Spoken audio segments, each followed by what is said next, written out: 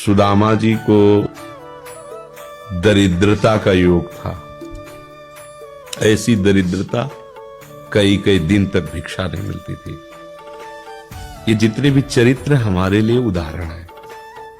मांगने जाते थे तो मांगने से भी नहीं मिलता था कई कई दिन। एक दिन उनकी पत्नी ने कहा कि हमारा आपका तो चरणामृत से भी गुजारा 2 दिन 3 दिन हो 4 दिन हो, छोटे छोटे बच्चे तो मर जाएंगे ऐसे।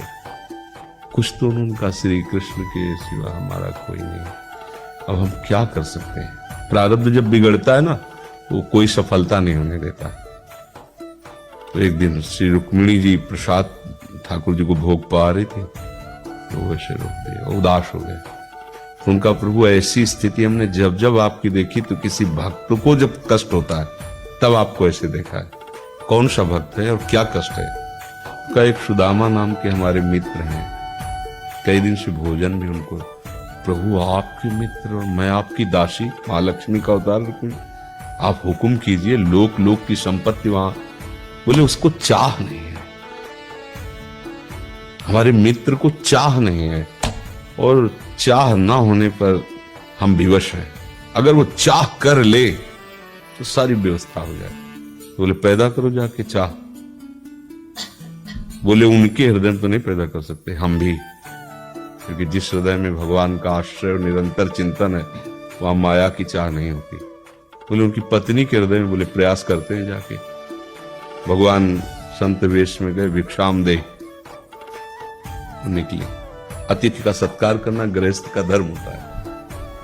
हाथ जोड़ा और कहा हम असमर्थ हैं, आपको भिक्षा नहीं दे सकते।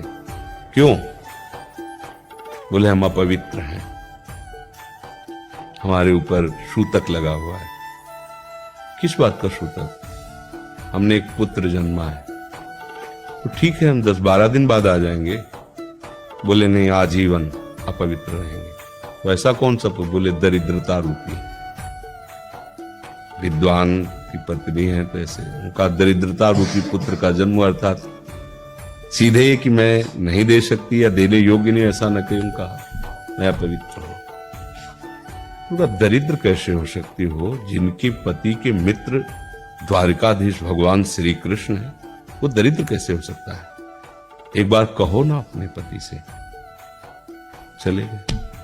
जो सुदामा जी आए तो उन्होंने कहा कि देखो आज एक अतिथि आए थे, उनको मैं कुछ नहीं दे पाया, मुझे बहुत कष्ट है कि मेरे पुत्र और आए हुए अतिथि का भी हम स्वागत नहीं कर सकते, उनका भरण को। आपके मित्र द्वारिकाधीश प्रभु श्री कृष्ण। सुदामा जी ने कहा, बोले चले जाओ ना, वो कुछ न कुछ सहयोग कर देंगे। तो बोले हम ऐसे मित्र नहीं बनाए कि वो हमारा सहयोग करे, कभी नहीं, मर जाऊंगा पर उनसे ये नहीं कहूंगा कि आप हमारा। बोले मत कहना, दर्शन के लिए तो चले जाओ, वो सुना है इतने उदार हैं कि जाने पर ही दे देंगे। स्वामी ने कहा दर्शन के लिए तो जा सकते हैं, बहुत दिन हो गए, ठीक है, पर मित्र के पास जाए तो कुछ लेके जाना चाहिए, मेरे पास तो कुछ नहीं है। पड़ोस में जैसे किसी से मांगने गई तो, अरे समय जब बिगड़ता कोई नहीं होता साथ। एक ने थोड़ी उदारता दिखाई तो चावल पछोरने पर जो आगे कणका होते चावल के, जो प्राय वो लिए सुदामा जी ने कहा हमारे प्रभु भाव के मुख है, कुछ ले जाएंगे, खाली आप तो नहीं है। पोट्री में सारांश में बता रहे, द्वारपालों ने देखा कि हड्डी हड्डी शरीर में कई जगह से फटे वस्त्र, भिवाई फटी हुई, उनको दिखाई दे रहा था दरिद्रता की मूर्ति है। तो उनका किससे मिलना है तुमको? तो उनका श्री कृष्ण से। बोले संभाल के बोलो, क्योंकि पार्षद है, अनंत कोट ब्रह्मांडों के नायक प्रभु के ऐसे बोले कोई श्री कृष्ण को ऐसे गली आए। उनका जाके तो तुम बोलो ना, श्री कृष्ण से जाके कह दो कि एक सुदामा नाम के ब्राह्मण आए। पार्षद वो तो अजीब आदमी है, आपका नाम बिना किसी सभ्यता के ले रहा है। वो कह रहा श्री कृष्ण से कह सुदामा, कूद पड़े। भगवान दौड़े। वो पार्षद, वो सब की ब्रह्मा जी शंकर जी आते हैं तो वहां खड़े रहते हैं घंटों। भगवान ऐसे भागे। सुदामा जी को पता था ना हमारे रुक्मिणी जी के महल में रुक्मिणी जी के पलंग पर बैठाते हैं, स्वयं चरण पखारते हैं। अब ये वैभव, क्या हालचाल है, कैसे हो, जो आप सब जानते हो, आपकी बड़ी कृपा है। तो ब्याह हो गया, हाँ ब्याह भी हो गए, बच्चे भी हो गए। हमारे पास आए तो कुछ तो लाए ही हो गए। और वो सड़े से कपड़े में चावल कैसे बड़ी बड़ी वैभव, महारानियां सब भगवान का। चुप ऐसे बोले, देखो फिर चुप कर रहे हो, हमारे हिस्से की चोरी पहले की थी और फिर चुप कर रहे हो। और हिम्मत नहीं पड़ रही थी, इतने महामहिम प्रभु को कैसे हो तंदुर। भगवान ने ऐसे छीला, ओह आज तक मुझे ऐसा स्वाद नहीं मिला। भगवान बड़ाई कर रहे हैं। देखो रुक्मिणी जी की आंखों में आंसू आ गया उधर से।